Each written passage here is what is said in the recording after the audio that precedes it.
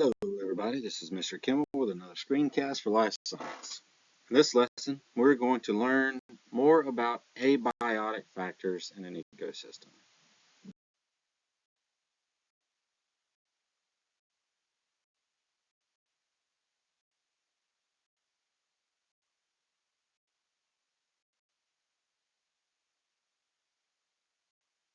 Recall that biotic factors are the living parts of the environment and abiotic factors are the non-living parts of an environment.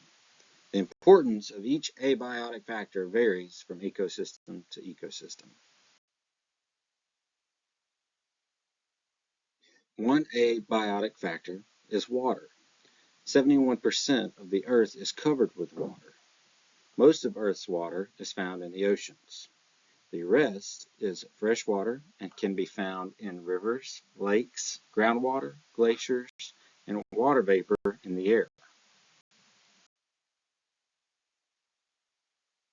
Air is another abiotic factor. It forms the atmosphere around Earth. 78% of air is nitrogen gas.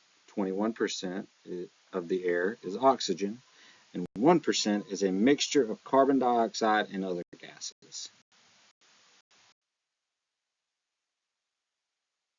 Soil is a mixture of organic matter, minerals, gases, liquids, and organisms that together support life.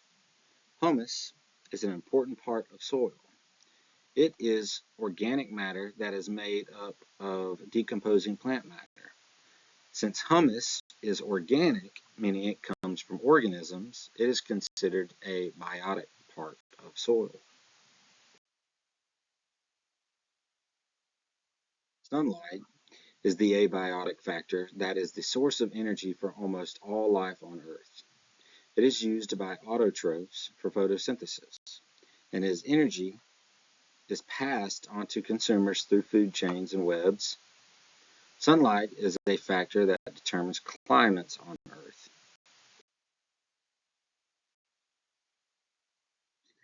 Temperature is a measure of how hot or cold something is. The temperature of an ecosystem is the temperature of the air. It is affected by latitude and elevation. Temperature affects which organisms can live in an ecosystem.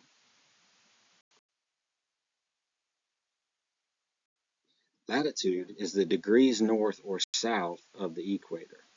The highest temperatures are near the equator. The further you go away from the equator, the lower the temperatures of the environment. Elevation is height above sea level. The higher up you go in elevation, the lower the temperature gets. That's why there tends to be snow on top of high mountains. Climate refers to the average weather conditions in an area over time. All ecosystems can have different types of weather every once in a while, but again, a climate is the average weather.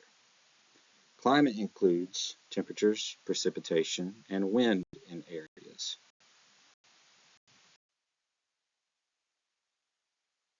Now let's talk about matter.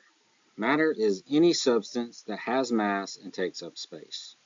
All biotic and some abiotic factors are made of matter. Matter is constantly cycled between biotic and abiotic parts of the environment. Recall that a food web shows how energy is transferred from one organism to another, but it gets used up by each organism over time. So that was a little different than what we're going to talk about with matter cycles.